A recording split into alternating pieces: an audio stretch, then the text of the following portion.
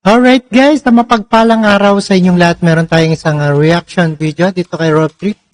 At dangerous maneuvers ng China jets versus sa PAP plane. Kinundina ng Philippine PH at protesta EAI ng DFA. Ito ay hindi lang sa dagat, nakaranas ng harassment ang Pilipinas mula sa puwersa ng China dahil maging sa himpapawid ay may dangerous maneuvers na rin ang mga ito. At noong nakarang linggo, dalawang eroplano umano ng China ang nagpakawala ng flares sa ruta ng Philippines Air Force ng patrolya ng Bao de Mazunlok.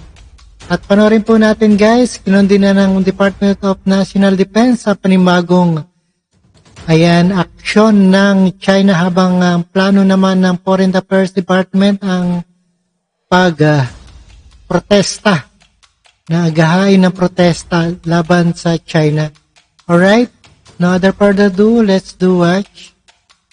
Alright, let's get it on. We have to expect na ito ay continuous pattern na gagawin ng China laban sa atin. No? Ito ay continuous na struggle for presence and for assertion of sovereign rights in the area. So you will have to expect these things to happen. Hindi mananahimik ang Pilipinas sa panibagong harassment ng China sa West Philippine Sea. Ito ang tiniyak ni Department of National Defense Secretary Gilberto Chodoro Jr. lalo na ngayong umabot na hanggang sa himpapawid ang bullying ng Chinese forces. Sinabi ng Armed Forces of the Philippines na nagpakawala ng flares ang dalawang eroplano ng China sa ruta ng Philippine Aircraft NC-212 na nagpapatrolya sa Bajo de Masinloc noong August 8. Ligtas naman ang piloto at crew ng Philippine Air Force at nakabalik naman sila sa Clark Air Base. Pero peligroso nila ang ginawa ng China at panghihimasok sa lawful flight operations ng Pilipinas sa sarili nitong teritoryo. Ang dami talaga ng flare is parang deflect any incoming missiles no, into so parang protection ng aircraft yan. But in that case, nung lumipad sila, nagpalipad sila ng flare sa harap ng isang aircraft, that is already dangerous, very dangerous. Kasi for instance, yung mga flare na yun ay nakarating dun sa ating aircraft. No? Pwedeng higit dun sa propeller or sa intake o pwedeng masunog pati yung ating aircraft. It's very dangerous. Ayon kay Secretary Chodoro, hindi dapat palagpasin ang aksyon ng China dahil lalabas na sumasang-ayon ang Pilipinas sa ginawa nilang panghaharas. Actually, hindi tayo pwedeng pabayaan ito kahit nasabihin ng publiko, diplomatic protest or whatnot. We cannot not do it kung hindi nag-aakies tayo.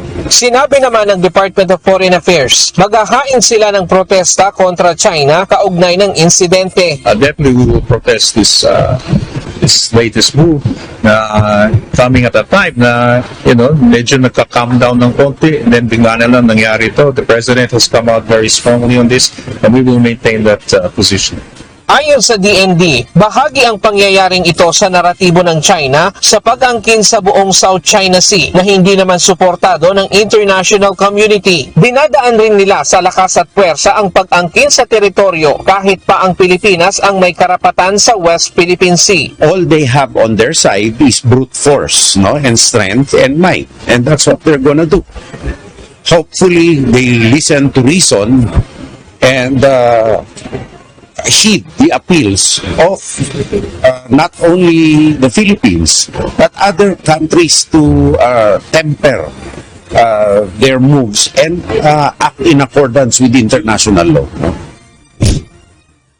Alright guys, ayan na, pakinggan at napanood po natin ang ating reaction video at dangerous maneuvers ng China jets versus PAP plane.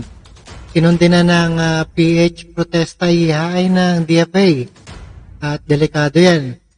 Hindi lang sa dagat ang nakaranas ng harassment ng Pilipinas mula sa pwersa ng China.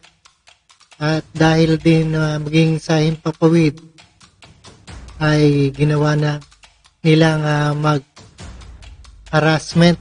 At panoorin po natin at maraming salamat sa panonood at pagkinig. And don't forget to subscribe this channel of Rob Trip. And thank you guys. Keep safe and healthy. Peace out. Alright.